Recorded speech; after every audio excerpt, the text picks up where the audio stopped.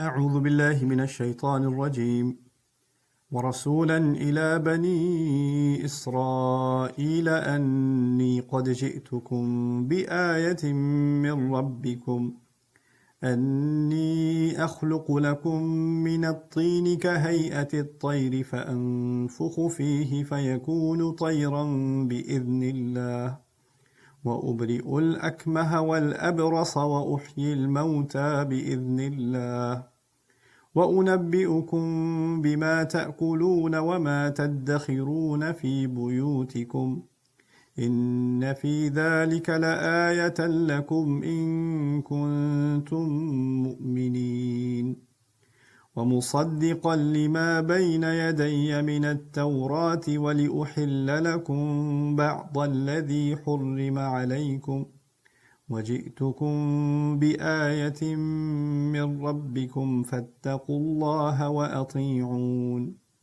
إن الله ربي وربكم فاعبدوه هذا صراط مستقيم رب اشرح لي صدري ويسر لي أمري واحلل عقدة من لساني يفقه قولي فالحمد لله والصلاة والسلام على رسول الله وعلى آله وصحبه أجمعين أما بعد السلام عليكم ورحمة الله تعالى وبركاته.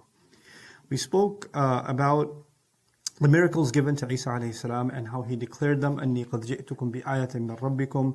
We spoke about the shape, the shape of a bird that was blown into, and then the healing of the blind and the leper, meaning the terminally ill of skin disease.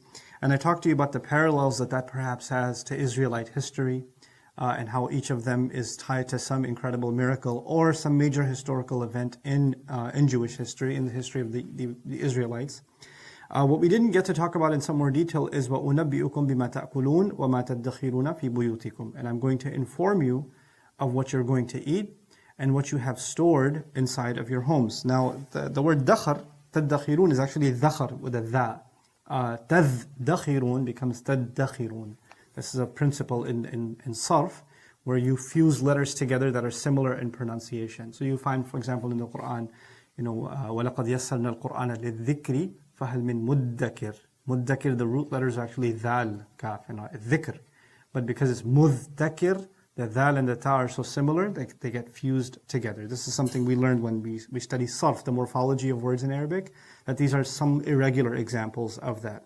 Anyway, so the root letters are not dal. I mean, if you're looking it up, you wouldn't look up dal, kha, and ra, you'd look up dhal, kha, and ra.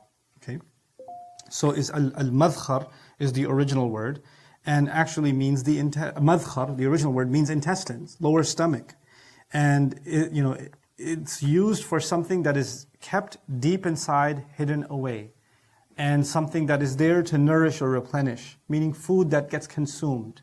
And so the idea behind it, which is why the word dhakhir, from the same origin, was used for someone who's well-fed or fat.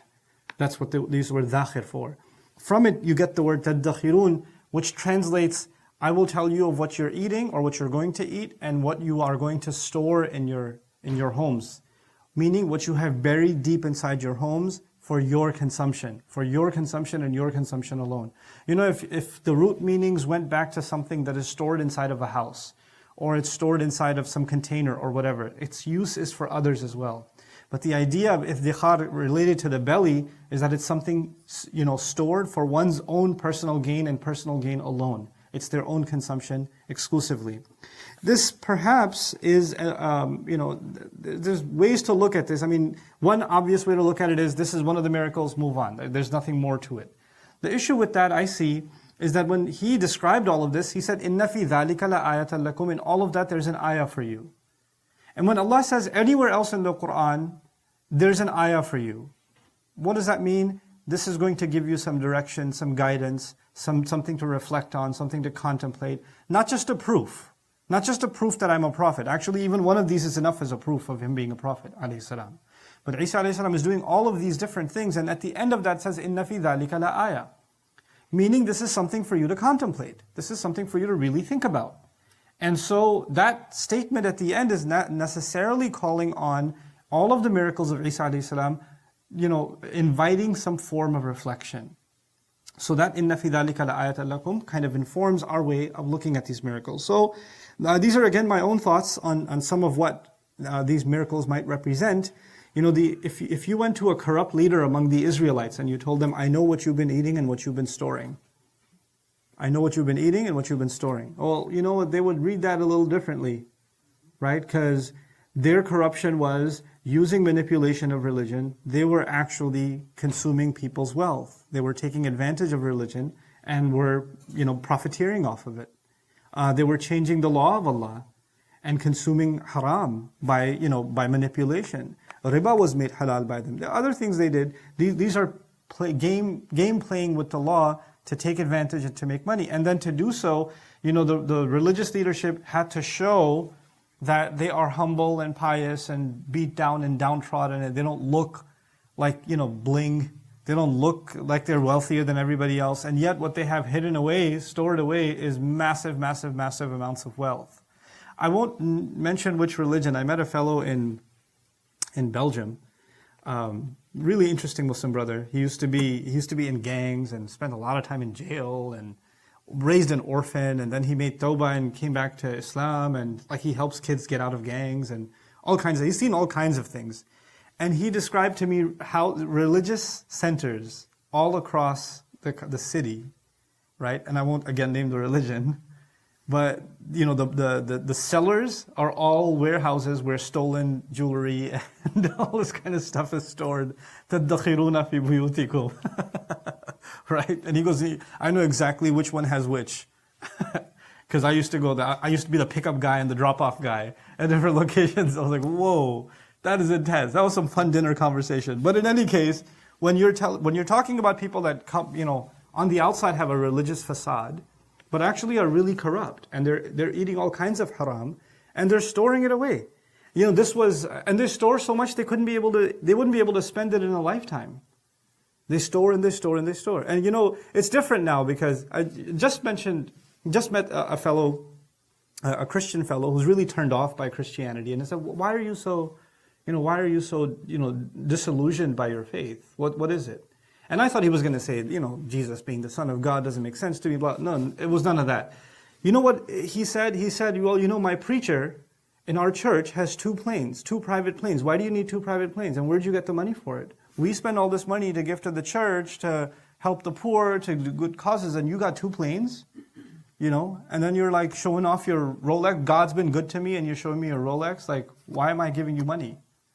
And that became, so with some denominations of Christianity, that actually became outright in the open. God's been good to me, and y'all donate a lot of money, so here it is. Here's your donation at work. So they'll do that. But, previously, what happened? You have, for example, the Vatican. Just as an example.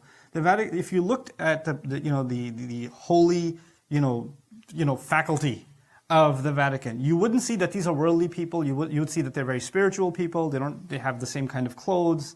They don't have an elaborate lifestyle, etc. But the kind of wealth that is stored in the Vatican is beyond measure, right? It's beyond measure. So, akal and iddikhar together, what you consume and what you're actually storing. And there may even be a contradiction between the two. You look like you're eating almost nothing, but you're hiding entire treasures. So there may be that disparity, and just to give off the impression that you're just like everybody else, there's nothing that you're hiding away. So this was kind of an expose of the corrupt elements within the Israelites that Isa alayhi salam was calling out also. بِمَا تَأْكُلُونَ وَمَا تَدَّخِرُونَ فِي بُيُوتِكُمْ. Interestingly, in Quran, Allah describes greed of the Israelites, the past greed of the Israelites, by saying, أَحْرَصَ النَّاسِ عَلَى حَيَاتٍ. They are the most greediest and most zealous of people in worldly life, wishing that they could live 1,000 years, and clearly storing away wealth as though they're going to live 1,000 years. That this was one of their diseases. And so, مَا تَأْكُلُونَ وَمَا تَدَّخِرُونَ goes back to that too. Of course, eating is a theme in the Old Testament, right, in Israelite history. Starting with Musa alayhi salam, of course, when they left Egypt, they asked about different kinds of food. So the consumption was a big deal. And then, of course, the slaughter and the sacrifice and what you can and cannot eat, the prohibitionary diet and all of those things, that's all part of their tradition. So, وَمَا تَأْكُلُونَ وَمَا تَدَّخِرُونَ has an undertone to what's really important in the Jewish faith and in Islam of that time, really.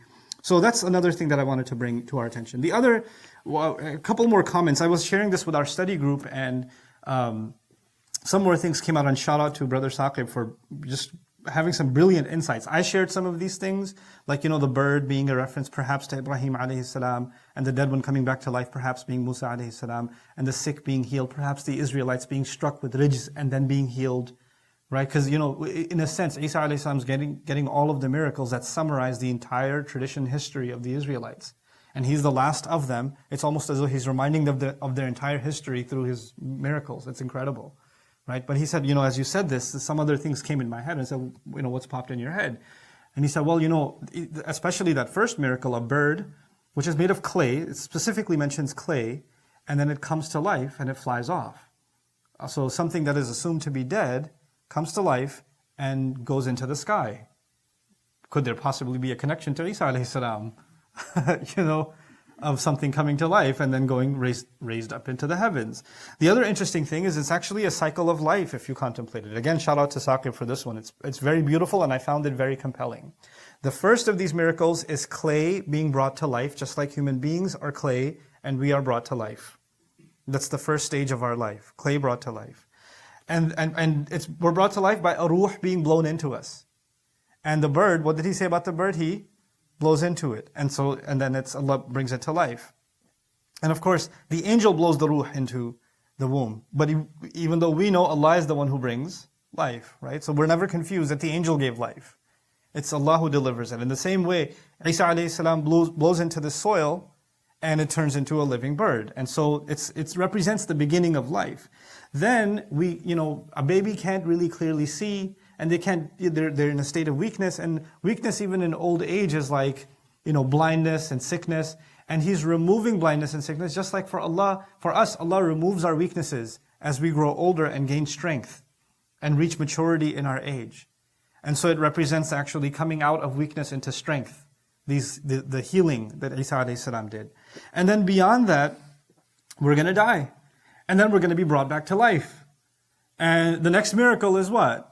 أُحْيِي الْمَوْتَى بِإِذْنِ اللَّهِ. I'm going to bring the dead back to life by Allah's permission. And so it's actually now, from birth, then gaining of strength and healing, and then death, and then resurrection again. And what's going to happen after resurrection? We are going to be informed of everything we had, all the blessings we had, and all the things that we did. All the things that we stored. Literally that we stored. And so what does He say? I'll tell you what you eat and what you're going to store. So it's profound that it's actually walking through the entire cycle of life through these miracles. And then if you look at that and then look at the end of this ayah, inna fi dhalika la'ayatan lakum, in all of that there's a profound miracle for you, profound sign for you. As if all of this is one lesson. How are you forgetting that you are heading back towards Allah? Innaka kadihun ila rabbika kadhan famulaqihi. You're going to be ending up meeting with your master. So this sabil, this path that is described in the miracles of Isa alayhi salam, if one contemplates, is really, really powerful. In kuntum mu'minin, if in fact you are all believers. As if the Israelites are acting in a way that suggests that they don't really think about meeting with Allah. That's not really on the forefront of their mind. And they're forgetting where they came from and where they're headed. And through these miracles, where they came from and where they're headed is being highlighted to them. So, in kuntum mu'minin, if in fact you are believers, actually suggests, if in fact you're claiming that you're the ones that have faith, then how come this realization doesn't reflect itself in your behavior, in the way you carry yourselves? How can this be iman? And notice the words in kuntum mu'minin are actually an echo from Surah Al-Baqarah. قُلْ بِئْسَ مَا يَأْمُرُكُمْ بِهِ إِيمَانُكُمْ إِن كُنتُم مُؤْمِنِينَ. What a terrible thing your faith tells you to do if in fact you are believers. وَلَا تَجِدَنَّهُمْ أَحْرَصَ النَّاسِ عَلَى حَيَاةٍ وَمِنَ الَّذِينَ أَشْرَكُوا. Immediately after, you'll find them the most obsessed with worldly life. Even more than those who commit shirk. So again, materialism there was in the context of Allah saying, if in fact you're believers. And Isa alayhi salam challenging their materialism again, and then saying, if in fact you're believers, this is enough of a sign for you to make your way back. Now we get to the crux of our dars today, which is وَمُصَدِّقًا لِمَا بَيْنَ يَدَيَّ مِنَ التَّوْرَاتِ. There are some literary devices here that I can't help but pay attention to because I think they're very, very powerful. The word musaddiqan, from a grammar point of view, again, you notice that it's mansub, musaddiqan, as opposed to musaddiqun. And it is similar to rasulan. So you notice that in the 49th ayah, we saw rasulan, And now in the 50th ayah we're seeing وَمُصَدِّقًا. So it's picking up from رَسُولًا وَمُصَدِّقًا. Except here, وَمُصَدِّقًا لِمَا بَيْنَ يَدَيَّ مِنَ التَّوْرَاتِ. I have come as a confirmation of what is right in front of me of the Torah. That's what Isa says. That's what Jesus says. I've come as a confirmation of what is right in front of me of the Torah. So the word musaddiqan is on the tongue of who? Isa alayhi salam. If you go back up to the 49th ayah, Rasulan is actually on the tongue of the angels who were talking to Maryam and said, and Allah is going to teach him kitab, hikmah, Torah, Injil, and send him as a messenger to Bani Israel. And so this was actually the words of the angels. And now, as if that one sentence is continued with the word of Isa alayhi salam, I want to maybe help you understand this through a film example. I can't think of a particular film, alhamdulillah. But what I do want to tell you is, sometimes you have a scene where someone says to someone, go tell him this. Tell him, I'm going to kill you. Right? And the camera is, the first part of that is, go tell him I'm going to. And immediately the scene switches, and the guy he was telling is now already going to deliver the message, and the remainder of that sentence comes on the mouth of the one who's delivering it, kill you. Right? So the I'm going to came from the original source, and then the kill you part comes from the guy who delivered it and said it. And you as a viewer knows that that sentence means he said it to him, and then he went back and said it to him, but that half sentence thing was put together like that. You ever seen that? Like half the dialogue came from the mouth of one, and the rest of the half came from the mouth of another. It actually means they said exactly the same thing. They said exactly the same thing. So what that means here is, وَرَسُولًا إِلَى بَنِي Israel, the angels many years ago were telling Mary, a messenger to the Israelites. But perhaps Isa alayhi salam also got up and said, I am a messenger to Bani Israel. And so the Rasulun is from the mouth of the angel, and ila Bani Israel is on the mouth of Isa alayhi salam, and وَمُصَدِّقًا لِمَا بَيْنَ يَدَيَّ is on the mouth of Isa alayhi salam. There's a switch, the cut scene, immediate cut scene into that to echo that the delivery of the news to Mary fulfilled and was actually lived by Isa alayhi salam. So it's a very powerful iltifat or transition that I wanted to pay attention to. Now, what does it mean to do tasdeeq? We've talked about this in Baqarah, but a quick recap of what's relevant here in this discussion. The Torah has many interpretations. The Torah, literally for any one rule, there are so many thousands of views, and so many hundreds of views, you could practically look at it in any way. Tasdeeq means I'm going to interpret it the way it needs to be interpreted, the true interpretation of the text. And it's got interjections, meaning people have inserted their opinion. And you know how in Quran, you have Quran and you have Tafseer, right? And you'll never confuse Quran with Tafseer. The ayah is the ayah, and the words of Qurtubi or Tabari or, Jalalain or Ibn Kathir or whoever else are separate. But in the Torah, the commentary on the Torah was like this. So you can't tell where the ayah ends and the interpretation begins. It's all written as one. So you couldn't tell which part is the word of Allah and which part is the interjection of the scholar or the one who's interpreting, etc., etc. This happened quite a bit with Torah. One of the jobs of Isa alayhi salam is to actually do tasdeeq, to verify what actually is Torah. What actually is Torah, what was added later on, may have been somebody's opinion and then it became part of, okay, that's Torah too. And it all just started getting into one. You know how now, if imagine a translation of the Quran or a commentary on the Quran where after every word there's a parenthesis, here's what this word means. And then the next word, parentheses, here's what this word means. But then imagine an ancient manuscript where the parentheses are gone. Wouldn't that become a problem? Like that would be seriously, where does the text end and what's the comment and what's the word of Allah? That's actually what happened. So my job is to restore the original Torah and to confirm what I have. Now you'll appreciate the next words. I myself am a confirmation of Torah. It's not Injil is a confirmation of Torah. Quran is a confirmation of Torah and Injil. Injil is a confirmation of Torah. But he's not saying my revelation is a confirmation of previous revelation. He's saying I myself am a confirmation of previous revelation. Now it's a big difference. That's actually not just saying what I'm teaching you, but the way I'm living the Torah. I'm actually a living embodiment of the Torah is what he's saying. What I'm doing, how I'm living is actually what the Torah is supposed to look like. So And in that sense, he's saying, I have been sent as a confirmer of Torah. I am the living tasdeeq of the Torah. It's similar to how the Prophet was described, right? Al-Quran yamshi, the Quran walking around. So it's essentially, Isa is Torah walking around. Okay? Of course, it also suggests, because he's been given Injil in addition, actually I'll hold on that point, because that's coming later on in the phrasing. The other piece here that's important is, lima bayna yadayya. I'm confirming, not just musaddiqan lit-Tawrat, I'm here to confirm Torah, or I'm a confirmation of the Torah. No. I am here to confirm what is right between both of my hands of the Torah. Between both my hands is an Arabic phrase for what is right in front of you, that you have full access to. What is right like something is way back there, I don't have immediate access to it.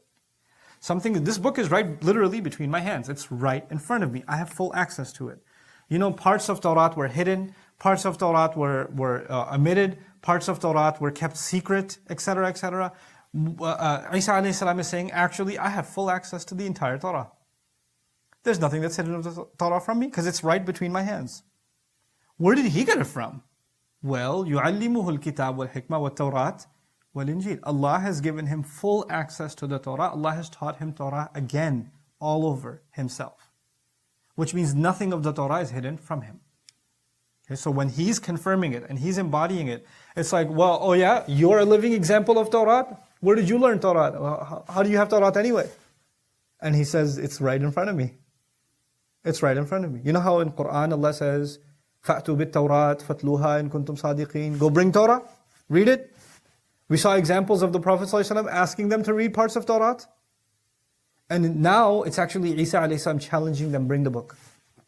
Because I am a living example of the book. I live the book and I have the book in me. I'm an embodiment of the book, and the book resides inside of me. Allah has given it to me. That's what's captured inside the phrase, lima bayna yadayya. Then the min at-Tawrat is, of course, it's bayaniya, meaning i.e. the Torah. Min is not from, it's i.e. the Torah. But it also means, it's not all I have. I'm confirming Torah, and what I'm talking to you about is, because they're like, well, he seems to have some new revelation. Of course, what new revelation has he been given? Injil. So we don't accept Injil, we only accept Torah. And his response is, actually, I'm here to tell you what Torah in fact is.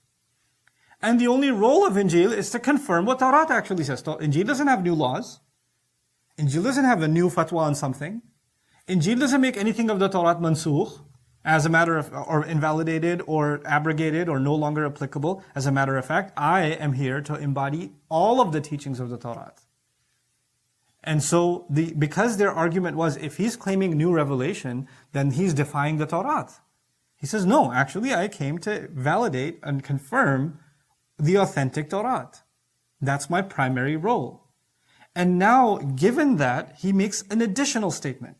A very powerful statement. And it's almost counterintuitive. وَلِأُحِلَّ لَكُمْ بَعْضَ الَّذِي حُرِّمَ عَلَيْكُمْ. This demands a lot of reflection. And I came so that I may make permissible for you some of the things that have been made prohibited on you. I came to make permissible for you some of the things that have been made prohibited. Now, the first thing I want you to note here is, he did not say, I came to make permissible what Allah previously forbade. Allah is not mentioned in the equation.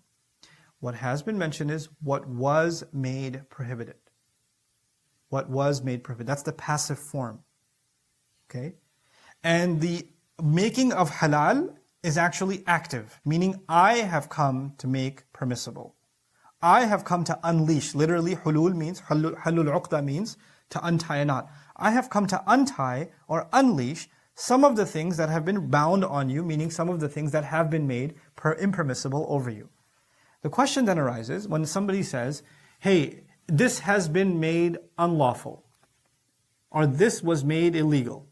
The question arises, who made it illegal? Of course, when you think of something made illegal, you think the authorities made it illegal. The government made it illegal. The court made it illegal. The constitution made it illegal. You think of a higher authority that makes things legal and makes things illegal. In the case of Jewish tradition, in the Israelite tradition, it wasn't just Allah that makes halal and haram. Who started making things halal and haram? The ulama did. And they started adding to a list of things that are haram. So, as time passed by, their fiqh books, their jurisprudence books, had this is impermissible, this is impermissible, this is impermissible, this is impermissible, and you don't even know where it came from. Why are we not allowed to do that? Where did that come from? The ulama have said. Where did they get it from? Don't ask those questions. They just said it, just follow it. It says, it's right there, it says the fatwa, it's impermissible. What do you mean? In other words, prohibitions they were very, very adamant about prohibitions, yet they couldn't tell where they came from. If they asked, if really probed, they couldn't be, because it's majhul. Hurrima alaykum. Not haram Allah. Can you actually say, literally, Allah made this haram? No. But it's haram still. Why? Because our shaykh said, well, why did your shaykh say it? Oh, who are you to question our shaykh? So the list of haram got very, very big. But you would think, if they're corrupt, if they are in fact corrupt, then they shouldn't be making more things haram, they should be making more things halal. That's what I mean by counterintuitive, right? Like Isa alayhi salam should come back and say, no, you guys have made too many things halal on yourselves. You need to go back and become more restricted on, go back to being conservative again. You guys got too liberal, But it seems the opposite. You guys got more conservative than Allah wants you to be. And I've come back to loosen things up for you. Because to make things halal is make things easier, right? And to make things haram is to make things harder. And it seems that their problem is they want to be more conservative, more obedient, more restricted in life. Why? It seems everything else that they want to do is so against Allah's will. But making more things haram, by the way, think of it this way. Nowadays, if you find somebody who's very strict in their Islam, people that we think are very strict in their Islam usually means they have, most things are haram for them. Right? They're really big on like almost, if in doubt, it's haram. And they're very limited in the way they can behave and move around. And the more strict they are in that way, the more haram they impose on themselves, you would think, the more religious they are. And that seems to be the case here. That they've imposed so much on them that clearly they must be religious people. They must be closer to God because they have so much impositions on themselves. This is actually part of the facade that Isa alayhi salam came to break. This is a smokescreen. This is a disguise. And the way to describe this disguise is, it's an old Urdu phrase. I don't even remember the Urdu of it, but the meaning of it is ridiculous. So I'll share the meaning of it with you. The hunter is obsessed with killing the mosquito while the elephant quietly escaped. The point is, if you get what I'm trying to get at, is you are so nitpicking about the minutest details and splitting a fatwa into a fatwa, into a fatwa, into a fatwa about what is halal and haram, and while at the same time some of the biggest disobediences to Allah slip right by. No problem. Right? And so you have, is it halal for you to wear a colorful ihram? Or is it, how much hair do you have to cut? Or what do you have to do?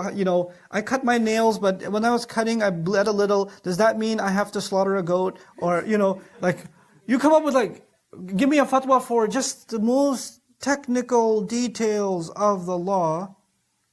And yet, your wife was not given her mahr. And your daughter was not given her share of the inheritance. And that's okay.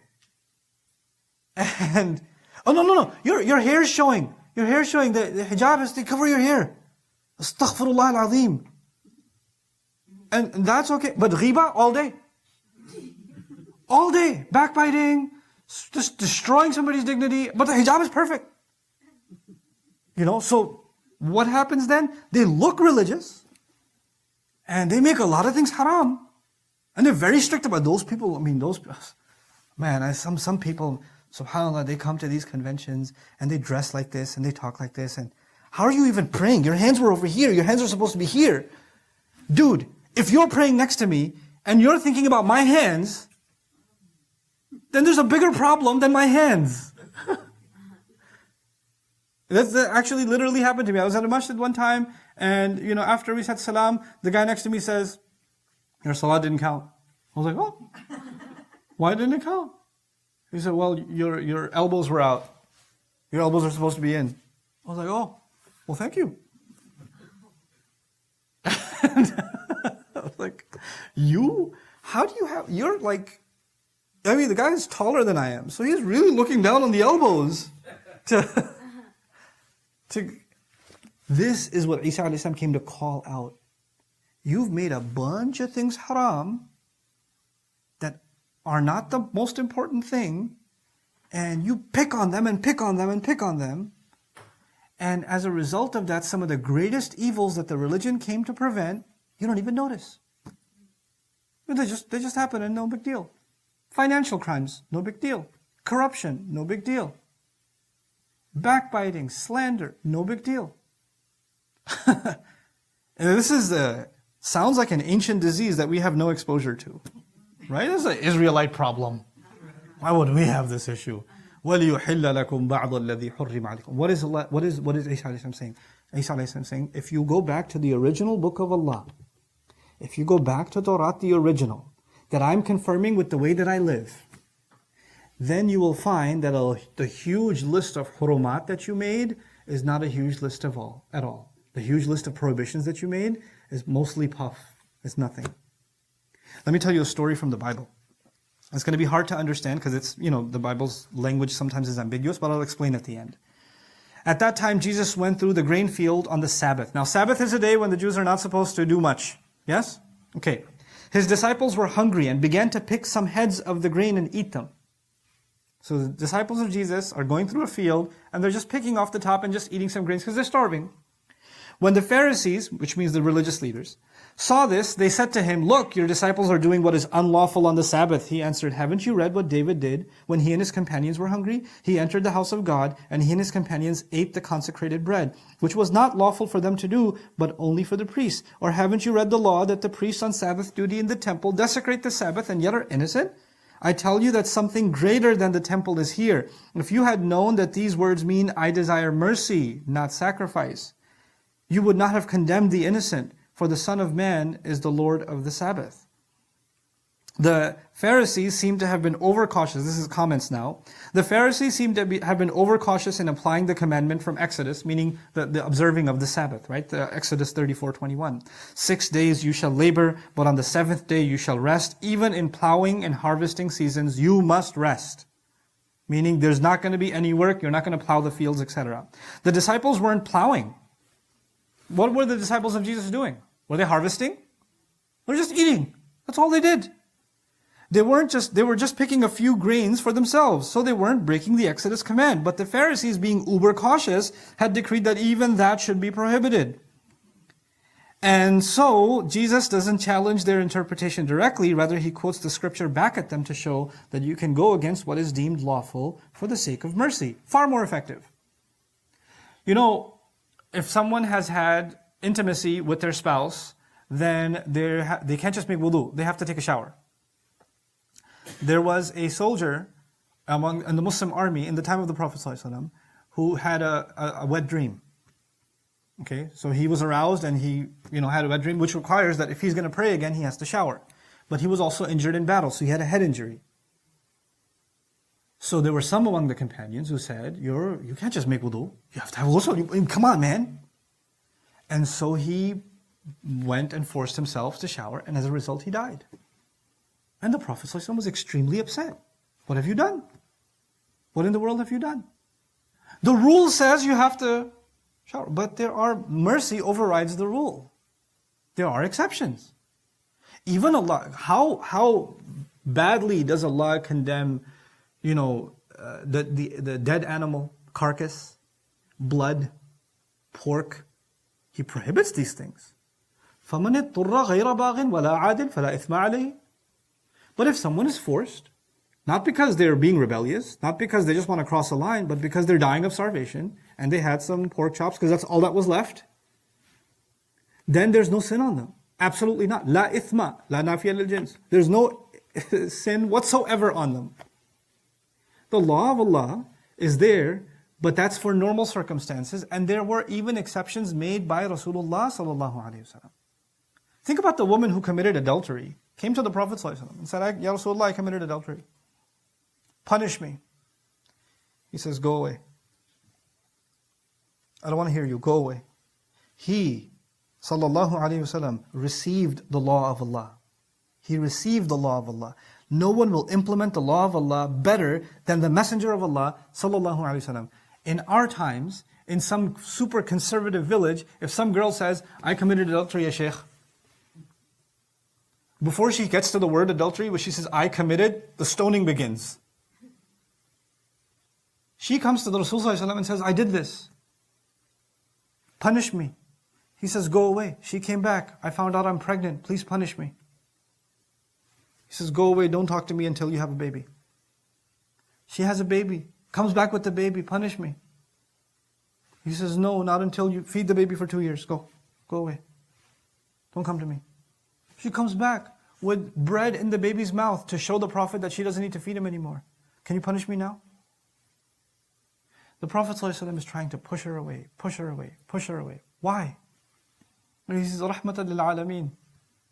He's Rahmatan lil Alameen. And there are some people who think the only way Allah will be happy is when they're punished. They're more conservative than Islam. You're more religious than your Prophet. That's not Islam. Some things Allah made halal, and He did that for a reason. And that's something that is in the essence of the book. It's in the core, in the heart of the book, there's mercy. There's room. And that's what prophets embodied. You know?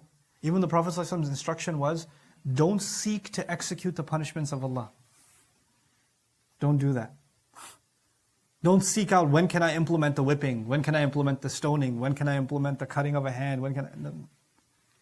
Umar bin al-Khattab, radiyallahu ta'ala anhu, in his time, he suspended cutting the hand. Why? It's a law of Allah. And it's not even some early law of Islam. It's in Surah Al-Ma'idah. One of the last revelations. How are you just going to just suspend the law? Yeah, suspend the law. There's a reason to do that. You know? وَلِيُحِلَّ لَكُمْ بَعْضَ الَّذِي حُرِّمَ عَلَيْكُمْ. But there's another dimension to this. Not just the law of Allah where actually things are halal and haram and how we're supposed to implement that. But there's another dimension. You see, something is haram. Maybe this one thing is haram. And what we do is ihtiyat. Ihtiyat means we're going to create a circle around it and say everything that's even within 10 miles of this is haram too. Okay? So, and we do this because we want to protect ourselves, right? So we say, no, I know this isn't haram, but everything around it, we're just going to create a gigantic circle and say all of it's haram. So, to give you an example of that, adultery is haram. Zina is haram. But zina doesn't happen overnight. Two people have a relationship, it goes out of hand, they don't get married, they do something wrong, etc. So you know what? We're going to prevent that from happening. Women should not drive. Haram. Because if they drive, then they might go to the mall. And if they go to the mall, the guy at the store might like them, and and then zina is going to happen. So the better thing to do is to not let them drive. Well, that's a smart fatwa because we're protecting. I mean, we're not saying driving is haram, but we're saying if we let that happen, then haram will happen. So we're being extra cautious. Now, what happens when you become more cautious than Allah and His Messenger? Because that's what that is. If something was actually dangerous, who would know it better than you and I would? Allah and His Messenger would. And they would have told us, this is bad for you. You can't do it. You with me? But we say, well, Allah told us this is red alert, code red. Let's start putting the barbed wire around code green and yellow and orange. All of that. Don't even get into the yellow. When someone steps into the yellow, astaghfirullah, la hawla wa la quwwata illa billahi al-aliyyil azim. You sat at a dinner table? And there were other people there? Astaghfirullah, astaghfirullah, astaghfirullah, astaghfirullah. I'm gonna go make umrah for you. Because This is the same Quran that says, لَيْسَ عَلَيْكُمْ جُنَاحٌ أَن تَأْكُلُوا جَمِيعًا أَوْ أَشْتَاتًا. It's okay if you eat together, if you eat apart. Some people so conservative that if they're sitting at the same table and a guest came, and there's women in the house or whatever, and they're sitting at the same table, and a guest came, a male came, and they sat at the same table, astaghfirullah. Do you have a curtain? I can sit on the other side of it, and maybe you can electrocute that curtain for me too, so I can be protected from the fitna. And in case I was thinking about touching the curtain, my hands would be reminded of the taqwa of Allah, and so I could. You know, when you do that, when you create more and more and more prohibitions, in order to protect yourself, the intention may even be good. You know what happens? Let me tell you what happens. What happens is, these prohibitions are unnatural. The prohibitions Allah actually gave us are natural. They correspond to our fitrah. Allah knows, أَلَا يَعْلَمُ مَنْ خَلَقْ. Doesn't He know who He created? Allah knows who He made. So He makes us stay away from things that are actually filthy. وَيُحَرِّمُ عَلَيْهِمُ الْخَبَائِثِ. Allah prohibited actual filthy things. But when we start taking things that aren't in and of themselves filthy, aren't in and of themselves evil, and we start prohibiting them too, unnecessarily, and I'm not saying caution isn't important. Caution is something else. Kitab is something else, hikmah is something else. That's actually the difference. And I'll get to that last. But right now, just listen to this part. If you start making illegal things that Allah did not make illegal, then what happens to people? One crime, they start equating what Allah prohibited with what people prohibited, and that is a major sin. Because only Allah owns the right to prohibit something. And to use the word haram for something other than what Allah used it for is actually trampling on the sacred. قُلْ مَنْ حَرَّمَ زِينَةَ اللَّهِ. Tell them, who dare make haram what Allah made beautiful? The beauty that He, الَّتِي أَخْرَجَهَا لِعِبَادِهِ, the ones that He pulled out for His believers, for His servants. هِيَ لِلَّذِينَ آمَنُوا. This is for those who believe. Who's going to make that haram? Now, there's a difference between saying something is haram and something is a bad idea. You with me? Not every halal thing is a good idea. Okay? So if, your son wants to go out in the middle of the night, midnight, your 18-year-old son says, I'm going out. Where are you going? Just going out. No, don't go. Oh, is it haram? I can't go? Is there an ayah of the Quran that says 11:45 I shouldn't be going outside? No, there's no ayah, there's no hadith. That's not a problem of kitab, that's a problem of what? Hikmah. Wisdom. The problem becomes in the minds of the people. Then, unless it is prohibited in the law, it's completely fine. And the only way you can stop people from doing something is tell them it's haram. It's a huge mistake. It's a huge mistake. This is what happens when kitab gets separated from hikmah. This is what happens. And that, in the young generation, then hikmah is completely gone. In the next generation. You know what they say? Hey, my mom says I can't do that. Shaykh, is it haram? Well, first of all, I'm not a shaykh. And second of all, so what if it's not haram? I just wanted to know if it's haram or not. Thanks. Because now that you know it's not haram, that means you're going to go do it. No, just because it's not haram doesn't mean it's not a stupid idea. Doesn't mean you're not going into something that's unwise. This is why وَمَا أَنزَلَا عَلَيْكُم مِّنَ الْكِتَابِ وَالْحِكْمَةِ يَعِظُكُم بِهِ. It's not just min al-kitab. Whatever Allah sent down to you of the law and of wisdom is there to counsel you. There's such a thing as living life by the law and also living life by wisdom. The problem with the Jewish community of the time of Isa a.s. was the only thing that mattered was you're living by the law. That's it. That's all that matters. Fatwa, fatwa, fatwa. That's all that my life amounts to. That's one extreme that happens. Another, when you do something unnatural, like when you eat unnatural diet, then you get strange kinds of diseases. When you introduce unnatural things into the religion, strange kinds of diseases happen in the community, in people. Strange misguidances happen that weren't happening before. So what happens to another generation of people? They say, man, as soon as I came up of age, all I've been hearing is most things are haram. This religion just doesn't let me live a normal life. Everything is nothing is allowed. I just met a brother who took Shahada maybe 5-6 months ago. He reached out to me on Facebook. We started talking, Hispanic fellow. And he tells me, man, I went to the masjid and I had a haircut and somebody told me my haircut's haram. And they're like, this is against the sunnah of the Prophet ﷺ and I'm going to go to hellfire because I have this haircut. And I'm just thinking, all I did was do a haircut. I didn't know the Prophet was so angry at haircuts. And he's really genuinely confused. And I'm like, you're fine, bro. You're fine. It's okay. Don't worry about it. And then he comes to me another day. He was wearing a baseball hat. Just a baseball hat. He's like, this is haram. This is imitating the kuffar. It's haram. I don't even know where to begin with those. What, a turban is more Islamic to you? Is that closer to Islam to you? Because Abu Jahl wore a turban. What, is a thobe more religious? Because the worst enemies of Islam, Walid ibn Mughira wore a thobe. Is that Islamic clothing?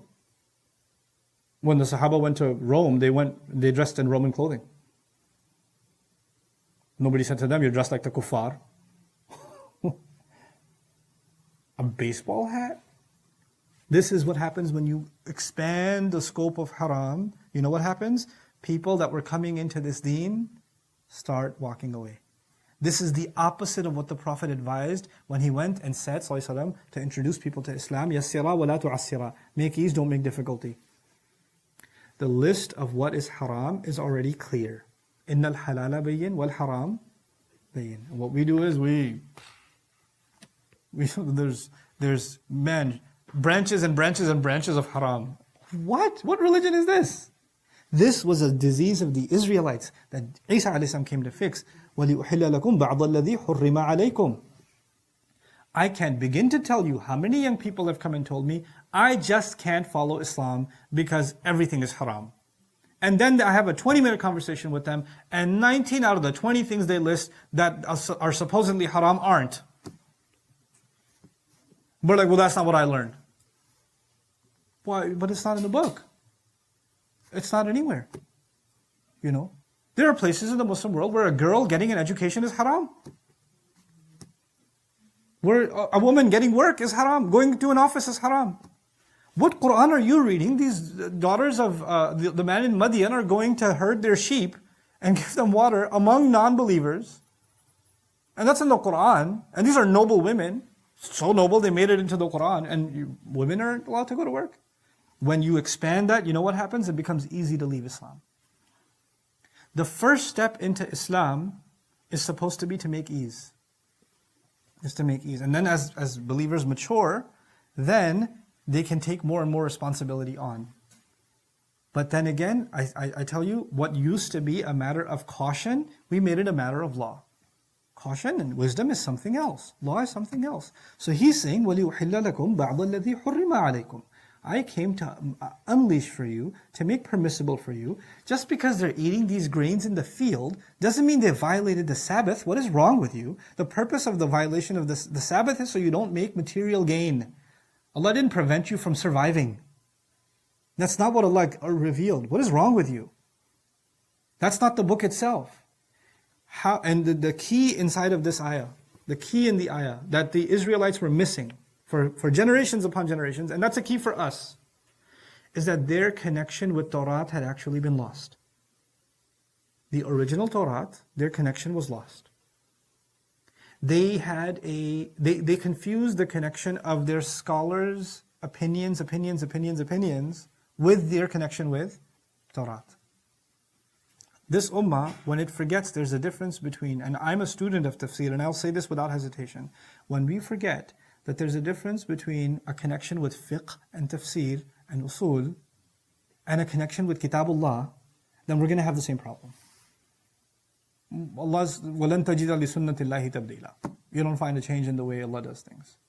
When somebody thinks reading the tafsir of the Quran is the same as the contemplation of the Quran itself and a connection with the Quran itself, when somebody thinks that the fiqh, the rules of it have already been extracted, the word of Allah is a living, gift that gives life, that restores faith, that gives tazkiyah. A book of fiqh cannot do tazkiyah. a set of regulations cannot give you wisdom. Wisdom can only come from the words of Allah.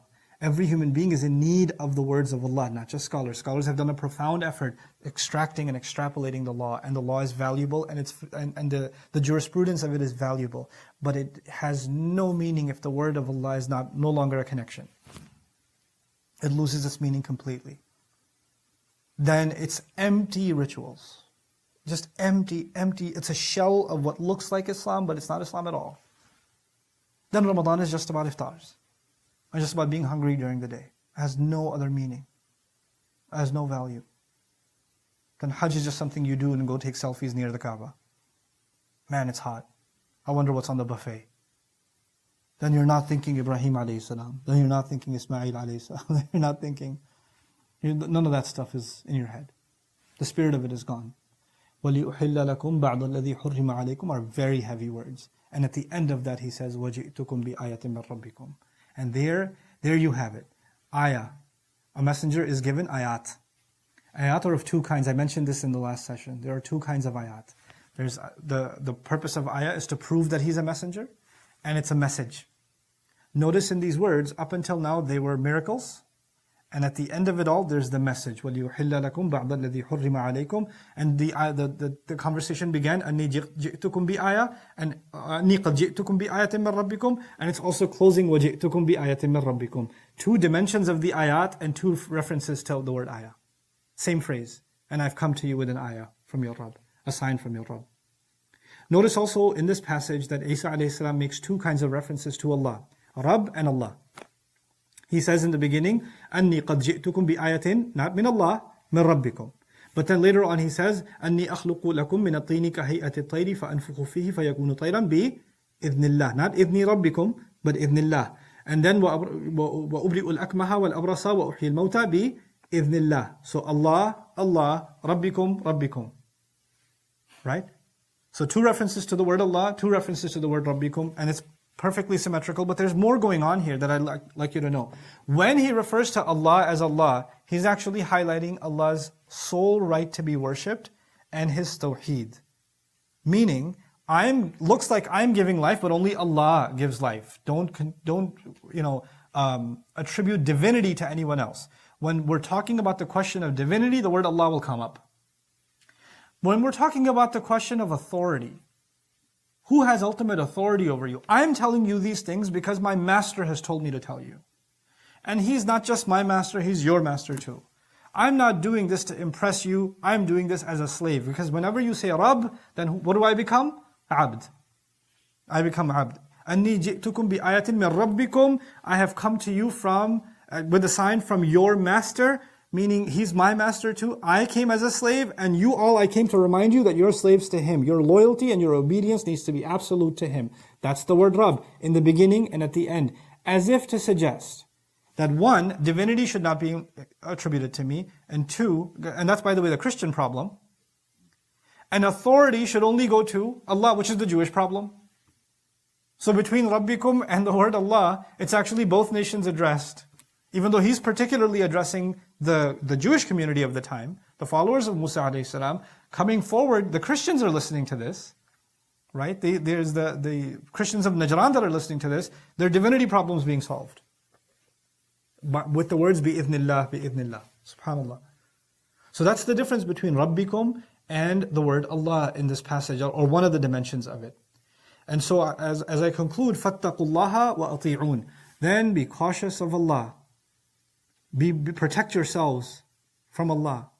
This is heavy because He just said, I made some things halal for you, which means things got easy. Just because some things became halal doesn't mean everything became halal. You know what happens? To an extreme reaction, to an extreme action, there's an extreme reaction. So if you made everything haram, then you know what? I can't live like this, so I'm going to do what? Make everything halal. You know, we need to have a more merciful interpretation of the law. Because I heard a lecture by Nauman Khan, and he was saying that we make too many things haram. And what do you construe that to mean? Let's make too many things what? Halal. No, that's also a violation of Allah's taqwa. Hold on, buddy. So before the ayah ends, fattaqullah. Hold on a sec. Be cautious of Allah. Follow me. obey me, meaning do as I do. Christians, listen to this, do as I do. He never drank. He never ate pork, alayhi salam. How do you do that? Because he's not just saying, love me, believe in me, and you're saved. Follow me. وَأَطِيعُونَ. Be cautious of Allah and obey me is the most consistent demand of all prophets. Be mindful of Allah and obey me. Be mindful of Allah and obey me. And obeying the Prophets ﷺ is to figure out how did they judge situations, how did they behave in different circumstances. It's not just a particular behavior, it's actually their mindset. Studying the seerah is really important for this purpose. Understanding how the Prophet ﷺ handled different circumstances. You know, the more you study about a person, the more you're trying to get inside their head. You're trying to understand how do they process things, how do they think, how do they analyze situations, how do they judge situations. And the more we do that, the more we're in a position to obey Him. فَأَطِيعُونَ. And ita'a comes from the word طَوْع, which actually means to volunteer. أَطِيعُونَ, voluntarily follow me. Don't follow me because it's some kind of an obligation on you and you're doing it, but actually, I need you to give in and be volunteer yourselves, wanting to do this. So that's فَاتَّقُوا اللَّهَ وَأَطِيعُونَ. We'll have a discussion inshallah ta'ala in our next session on إِنَّ اللَّهَ رَبِّي وَرَبُّكُمْ فَاعْبُدُوهُ هَذَا صِرَاطٌ مُسْتَقِيمٌ. That's also a long conversation. I'll stop it at this point. We'll make salah, and inshallah ta'ala I'll repeat yesterday's session for those of you that missed it because there was some recording issues yesterday. So barakallahu li wa lakum. Assalamu alaikum wa rahmatullahi wa barakatuh.